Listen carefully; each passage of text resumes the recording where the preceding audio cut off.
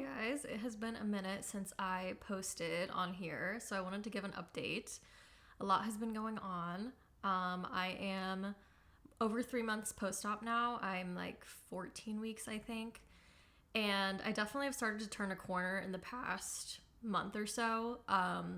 Still in a lot of pain every day, but definitely feeling some improvement. I did have my post-op last week, and he said at this point the surgery is technically considered a failure because at the 3 month mark he expects to see 50% improvement in frequency, duration, or intensity, or a combination of those. And I would say I'm 8 to 10% improved. So obviously not meeting the criteria for a successful surgery at this point, but in my mind, I consider it successful because I have been trying to treat migraines my entire life and I've never even felt 1% improvement from any treatment I've ever tried. So to have 8 to 10%, that's the first improvement I've ever felt. So I am obviously hoping that I will continue to improve. I do still feel like I have healing to do, even though technically I'm past the point now where my nerves should be healed from surgery. My body has always healed poorly from everything, like even like ear piercings take years to heal.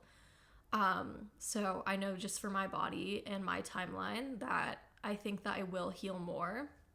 I still have a lot of swelling in my face. I can see it. I don't know if other people can see it, but in between my nose and like my eyelids, my cheekbones, still a lot of inflammation, still a lot of like tingling, like when I touch my forehead when I'm washing my face, or when I lay down, if I lay on my right side, like my right forehead like tingles a lot. So that to me just signifies that the nerves are still healing.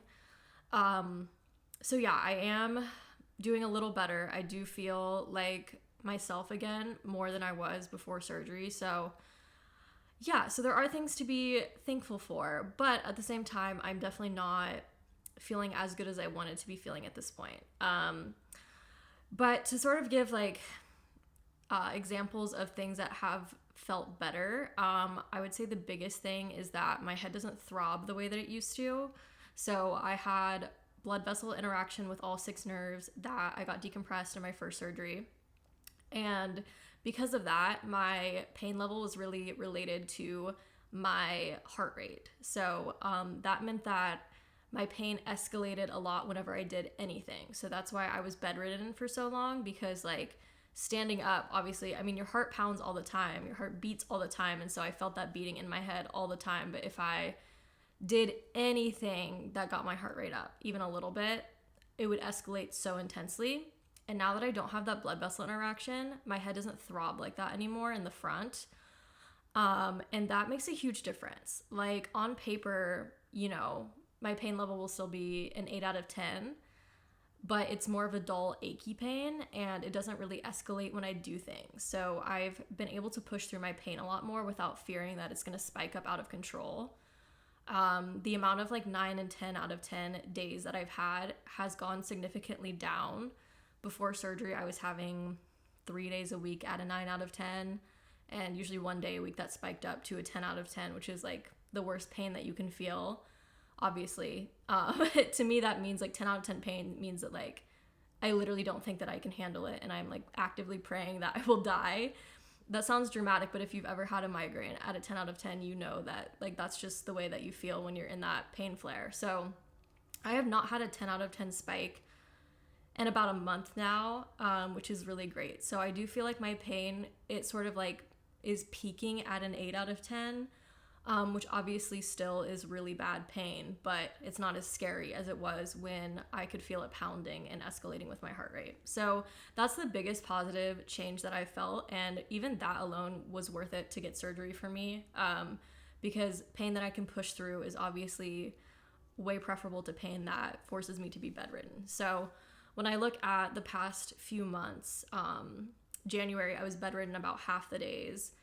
February, I was bedridden probably 4 or 5 days. In March, I haven't been bedridden at all so far, and we're halfway through the month. So still in pain every day, all day. So my frequency and my duration of my pain has not changed, but the intensity is definitely down, I would say, to an average of about a 7, whereas before surgery it was a 9. And the difference between a 9 and a 7 is actually astronomical. A 9 is a day where I literally like don't want to live, and a 7 is a day, like today is a 7, where it's like I can film this video and then I can, you know, like go out with friends later. So there is definitely improvement. Having said that though, I am not anywhere near back to normal. And normal for me is pretty bad. Like I've obviously had cranial neuralgia my whole life, and I just found out and finally got it fixed, but I've been pushing through really bad pain for as long as I can remember. So for me, it's like I don't need my pain to be 0 out of 10 to function. I was functioning at probably like an average of a 7 out of 10 for a very long time. So I'm just hoping that I will see a bit more improvement over time. But the biggest update is that I will be getting my second surgery. I obviously hoped to avoid getting a second surgery. It sounds literally awful. I can't even wrap my brain around the fact that I'm going to be doing this again. The first recovery was so awful. The first 6 to 8 weeks were like genuinely terrible and traumatic, and like the pain was so bad, like I'll never forget it. And I just hope that the second one is not as bad, but I assume that it will be because it's the same kind of surgery. But I'm going to be getting my occipital nerves on both sides decompressed, so that's the nerves in the back of your head. I'm actually getting surgery on the 25th, which is a week from Monday, which is crazy. I just found out about it literally on Thursday. Today's Saturday. So when I found out, it was about a week and a half in advance. So I'm obviously so grateful that they worked me in. My surgeon has been really good about just working me in quickly. I got the first surgery a lot quicker than anticipated, and this one is going to be a lot quicker than anticipated. So I'm really grateful for that, but I don't even feel remotely ready to get my head cut open again. I just don't want to do it. But I know that if I have any shot of going to law school this year, I have got to get the surgery soon. It's going to be another 3 to 4 month recovery, so the sooner the better. But it is hard because I do feel like I am still recovering from the first one. But I am doing a little bit better, so in some ways it's like I do feel ready and prepared for the second surgery, but at the same time, I don't want to get knocked back down after I feel like I'm sort of starting to feel like myself again. So I'm definitely scared about how bad the pain is going to be and like the mental implications of how bad the pain will be. But yeah, I'm getting my bilateral occipital decompression, so they're gonna have to shave some hair. I don't know how much. I think like the bottom half of my head, which obviously from a cosmetic perspective is not ideal. The scar is pretty big. It's like 4 to 5 inches. It's different than the ones I had in the front, which were like smaller incisions. It's one big incision instead of multiple small ones. So a little worried about that and how that will heal. Because like I said, I heal really slowly in general. So definitely feeling a lot of anxiety about it, and I just like really don't want to do it. Like I actually would rather do anything else than get my head cut open again, but I'm feeling just enough improvement from the first one to be optimistic about the second one. My pain in the back has never been on the level of the pain in the front. And so I'm ready to get it taken care of. Like it's probably about a 6 out of 10 every day in the back. And so because it's less intense already, I feel like recovery might be a little bit easier. Whereas I went into the front surgery with like 9 out of 10 pain every day. And then it was worse after they touched the nerves. So just having like a little bit less pain in the back makes me think that this recovery will be a little easier. I don't think my nerves have been compressed as long in the back. It feels like a newer issue. I would say in the past couple of years, I've noticed my occipital pain, whereas I've had the pain above my eyes since I was born. I was born with that bone deformity. So I just think logistically the nerves haven't been compressed as long in the back. The pain is a little bit less intense. Also, the back of my head is tougher than my face. So a lot of reasons I just think that it might be a little bit easier, but obviously I don't want to get my hopes up that it will not be easy breezy. Like it will be awful, but just compared to what I've already been through, I just don't think it could be worse. So yeah, that is my update. I'm trying to think if there was anything else I wanted to say. I got some books I wanted to share. I've been trying to research more about migraines because doctors have never told me anything that is meaningful or useful. So I got this book. This is a textbook about headaches and migraines. It's very long. It's like 700 pages, but I want to read through this and just educate myself on the way that pain works in the body and just the ways that, migraines work not only anatomically, but also mentally, and just, the implications of like, what does it mean to always have a migraine? Like, I've had such debilitating pain my whole life, and I feel like it's part of my identity, but it's also something that I want to separate from myself. I never want to give it too much power. So I got a few books to kind of like help unpack that. This one is called Migraine. It's by Oliver Sacks. He's a psychologist. He did a really famous book called The Man Who Mistook His Wife for a Hat, which is really good. So this is more about like the psychological implications of migraine, which I think is really interesting.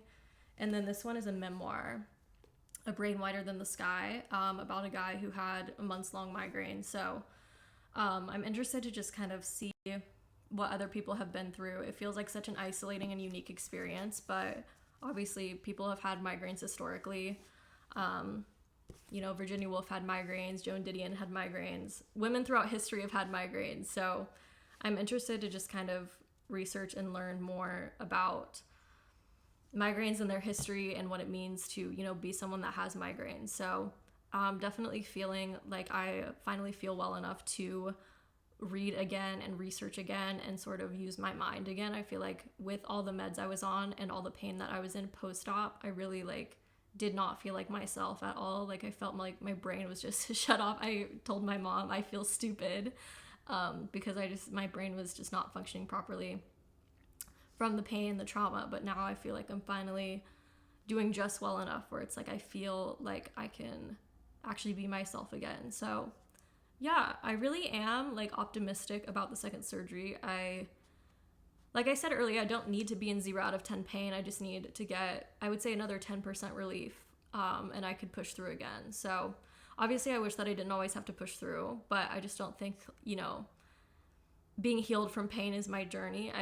There's so many people that got migraine surgery who never had a migraine again, and I've had one every single day since. And so it's just, my journey is not the same as some people, but I had a lot more damage going in. I already had 6 nerves decompressed in the front. I'm having 6 more in the back. So that's 12 compressed nerves in my head. So obviously my pain levels were super drastic. It's actually very validating to know that I have cranial neuralgia and that I've, been living with it for as long as I can remember, because I've had so many doctors invalidate and gaslight me and say, oh, it's just your hormones, or, oh, you're taking too many painkillers, that's why you have migraines. So many just invalidating things. And just to know that I always had something really, really serious and really painful. It's actually a miracle I've been able to do anything in my life. Most people with 12 compressed cranial nerves probably would not have gone to college, but I know that I can push through, and I wish I didn't have to, but I do know that I'm capable of getting through anything. At this point, what I've been through is so awful. I just don't think anything could be worse. So it's definitely a weird psychological thing to deal with, as well as a weird physical thing to deal with. But I'm in therapy, which is awesome. And I also am in a support group with a girl who also had the 2 migraine surgeries. So it's really nice to have people that understand really personally what this experience is like, because it is very isolating. It's very lonely. But yeah, so that's my update. I'll be going in for surgery a week from Monday on the 25th. So I will definitely do similar to how I did last surgery. I will, film as much of the process as I can, and I will post weekly updates probably at the beginning. I am really not sure what to expect, but I assume it'll be pretty bad again. So I'm going to stay with my parents again for at least a month and just take it really easy, which I don't like to do. I really hate resting, and I think that has been one of the hardest parts of this journey, is being forced to slow down. I really hate slowing down. So I'm definitely not looking forward to being bedridden again. But I am grateful that I've had this month or so where I am feeling a little bit better, able to go out and do more things. I think mentally, I feel as prepared as I could going into this next surgery. I think if I had seen no improvement from the first one, I don't know if I would be motivated to go through with the second one. But because I have seen enough improvement to feel like I'm getting my life back a little bit, that definitely helps me feel like strong enough to go through with round number 2. So thank you for watching and following along in this journey. I've really appreciated all the support. I have really wonderful friends and family, and besides the cranial neuralgia, everything in life is pretty good. Like, this is like, you know, the only thing I'm dealing with. Like, it's awful, but you know, I am in a really good situation otherwise, and I have a lot of really good people in my life. So I do feel very blessed. But obviously it's been awful as well. So yeah, you should see me again with my brand new scar and probably half as much hair. So I will keep you guys posted, and see you guys later.